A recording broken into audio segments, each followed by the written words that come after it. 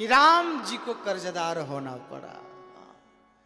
बड़े बड़े अमलात्मा, विमलात्मा, दिव्यात्मा, भव्यात्मा उस परमात्मा की प्राप्ति के लिए जन्म जन्म मुनि जतन कराही, लेकिन अंत राम कहीं आवत नाही। उस परमात्मा की प्राप्ति के लिए जो अपने शरीर को त्याग देते हैं महाराज, तब पर भी वो परमात्मा की प्राप्ति नहीं होती। और जब वो परमात्मा सगुण साकार होकर के 11,000 साल के लिए इस धरती पर आता है तो एक हनुमान का कर्जदार हो जाता है महाराज। क्या गुण था हनुमान जी के अंदर।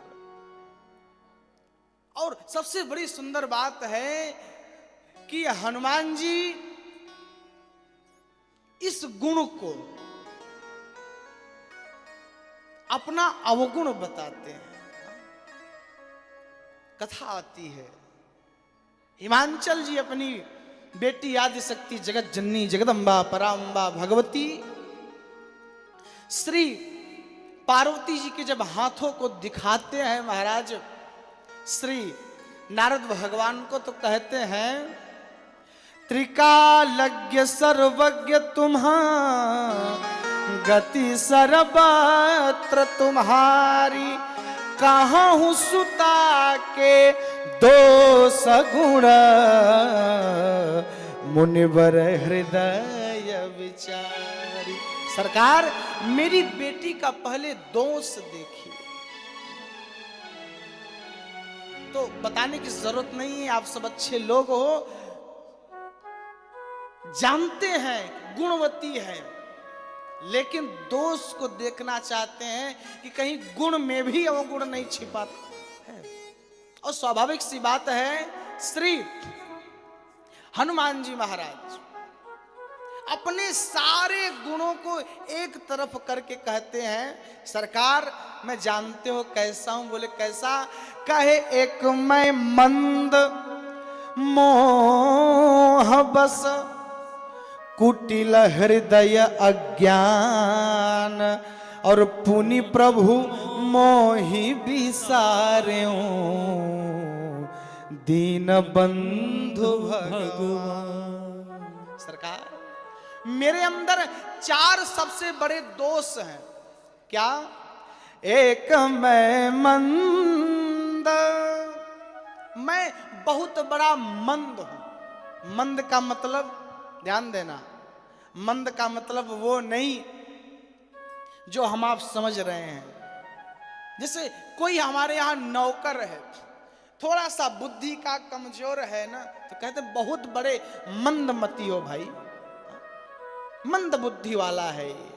हनुमान जी ने कहा सरकार एक बात बताऊं। हनुमान भगवान ने कहा बताओ। एक मैं मंद, मैं बहुत बड़ा मंदमती हूं।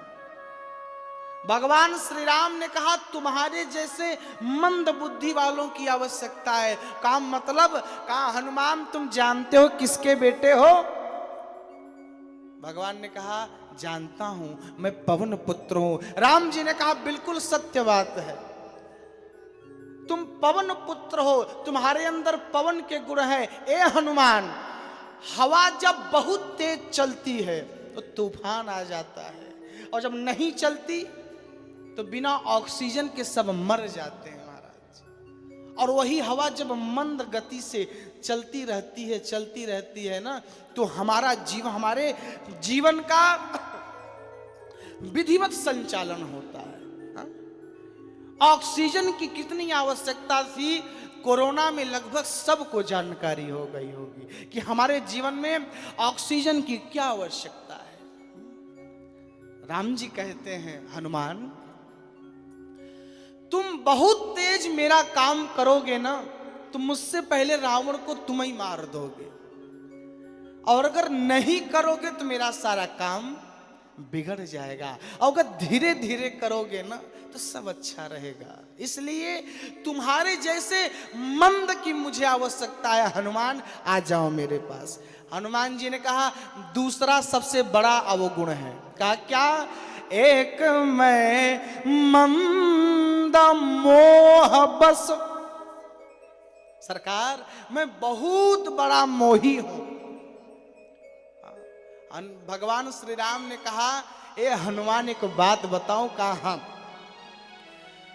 कहा अगर जिसका मोह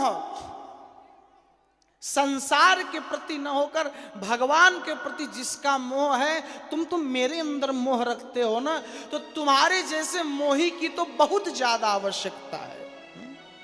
जैसे एक बार कबीर दास जी माला लेकर बैठे फेरने के लिए, तो माला के अंदर से आवाज आई, माला के अंदर से आवाज आई क्या कि माला कहे कबीर से, अरे तू क्यों फेरे मोही, और जो मुंह फेरे जगत से, तो राम मिलाऊं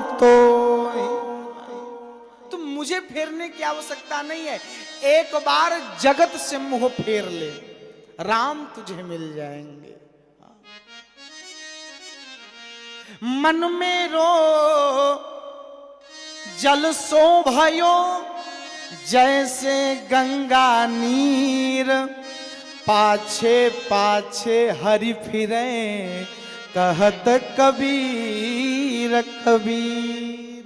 स्वाभाविक सी बात है महाराज।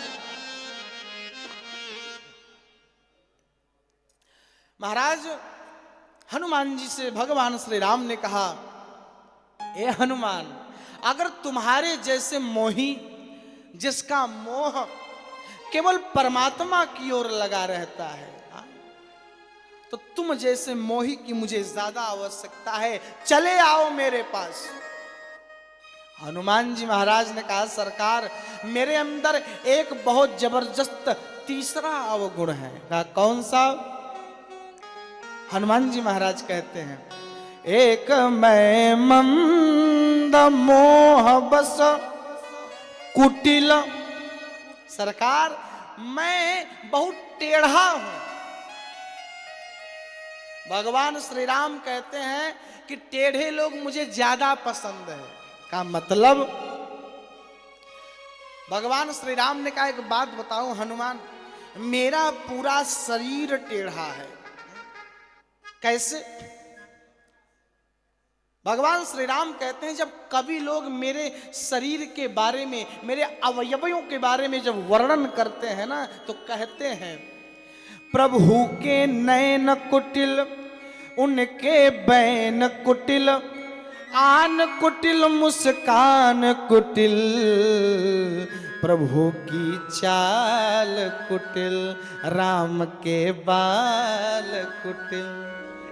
एक पद है जो हम आप हमेशा गाया करते हैं, एक तो तेरे नैन तिरछे, दूसरा काजल लगा, एक तो तेरे नैन तिरछे, दूसरा काजल लगा, तीसरा नजरें मिलाना, दिल दीवाना हो गया। तो राम जी का अंग प्रत्यंग कुटिल है। हनुमान जी का भगवान कहते हैं, हनुमान मेरा अंग प्रत्यंग टेढ़ा है, तो हर टेढ़े में तुझ जैसा परम भक्त एक और टेढ़ा शामिल हो जाएगा, तो उसका शोभा ही बढ़ेगा। उसकी कोई अवगुण है क्या? भगवान ने कहा, हनुमान जी का